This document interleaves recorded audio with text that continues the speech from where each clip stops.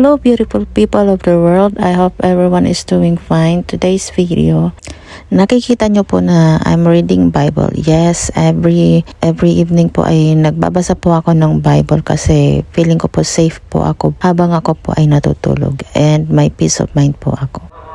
And we should always thank God before we go to sleep kasi buong araw ay naging maganda ang takbo ng buhay natin despite of the problems na nangyayari sa buhay natin. And we should always have a deep relationship with God. Magpasalamat po tayo sa buhay na binigay niya at sa lahat po ng mga blessings na dumarating sa atin. So eto naman po guys ay kagigising ko lang and this is the time na mag-video call po ako sa family ko po sa Pinas. Nag-message po kasi sa akin ng nanay ko and tinatanong niya kung day off ko. Yes, day off ko po ngayon and I need to have a video call sa kanila. Minsan kasi busy na po ako at hindi ko po namamalaya na day off ko na pala.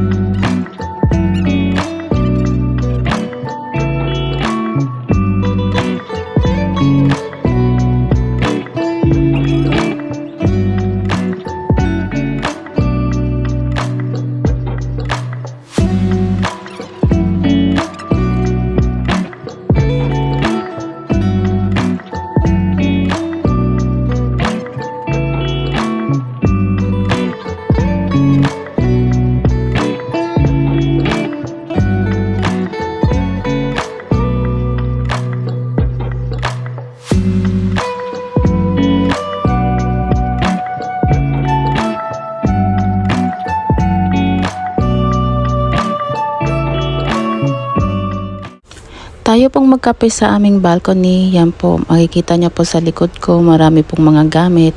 Ganyan po kaming mga OFW po dito sa abroad. Yung mga hindi po nagkakasyang gamit, lagay po sa balcony.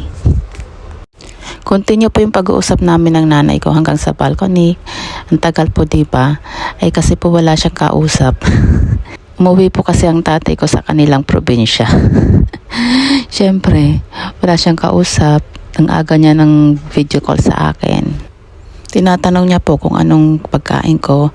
Ang sabi ko po, kanin at ang ulam ko po ay nag-isa po ako ng tahong. Ang sabi ko po ay niluto ko po ang tahong nung nakaraang araw pa at hindi ko po siya nagustuhan na baunin sa aming trabaho kasi iba yung amoy. Pero dapat daw ang mga seafoods ay kinakain agad at hindi na pinapaabot ng kinabukasan kasi baka daw sumakit yung aking tiyan.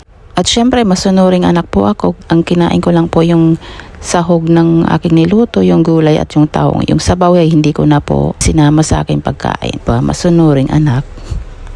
Isa po yan sa pagpapakita natin ng paggalang po natin sa ating mga magulang ang ating pagsunod po sa kanilang mga payo. Para po tayo ay blessed po ni Lord. Kung nakikita po ninyo, kumakain po ako sa lunchbox. Explain. Hindi na po ako kumuha ng pinggan sa kusina kasi tinatamad na ako. May lunchbox naman dito sa loob namin. So sa lunchbox na lang po ako nagplato. And ayan po yung terrace namin. Diba ang ganda? Ganda po ng view. Sarap kumain. Mahangin at mainit sa labas.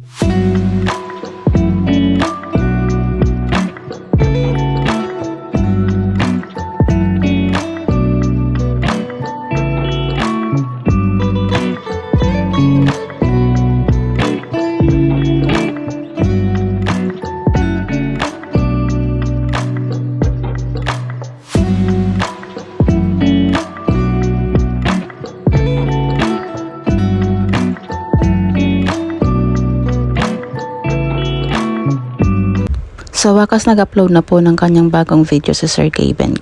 Kanina ko pa po inaabangan yung kanyang latest upload. Actually, araw-araw ko pong pinapanood kanyang upload kasi nakakawala po ng stress at depression, di ba? Ayan, habang hinahantay ko po yung kanyang video kasi patalastas pa po. Tinanggal ko na yung mga sinampay ko kasi mahirap na baka mapuno po ng alikabok at mangangamay po alikabok ang aking mga damit. Siyempre ayoko pong magsuot ng mga damit na amoy alikabok o diba? Masyadong maarte. So ayan, panoorin na po natin yung aking pinaka-aabangang palabas sa YouTube ni Sir Gaben. Araw-araw po inaabangan ko po kanyang mga latest videos. So ayan, diba? Na addict na kay Sir Gaben. Sino bang hindi ma-inspire sa story ng buhay nila, di ba? Mga dating small YouTuber lang po sila, pero ngayon kung titingnan nyo po, grabe ang layo na nang narating nila. And kahit no ang layo na nang narating nila ay humble pa rin po sila. So ayan po yung pinapanood ko. Ayan po yung kanyang gift, special gift po sa kanyang mother dear kasi today is Valentine's Day, o di ba? Dito ko po pala muna sinampay ang aking mga damit, mga uniform sa aming bed, double deck. Ayan o, hindi pa kasi siya masyadong tuyo, medyo basa pa ng konti.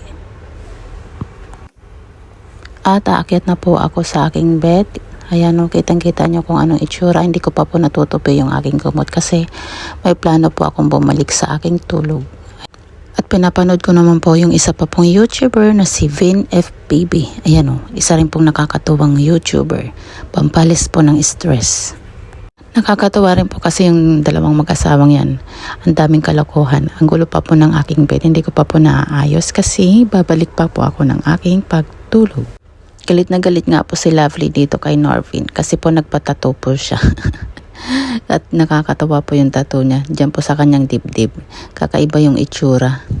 Kaya po galit na galit po si Lovely. Oh. Yan naman po yung regalo ni Norvin kay Lovely, yung pagpapatato niya po sa kanyang dibdib. Kaso hindi nga po natuwa si Lovely, di ba? So after po niya nanood naman po ako ng pag-aayos po ng bed. Kasi next week may plano po akong ayusin po yung aking bed. So balik tulog po tayo. And ayan, see you guys later. So pagkagising ko po ulit, ayan, naglinis po muna ako ng aming room. Syempre day off, kailangan maglinis, di ba?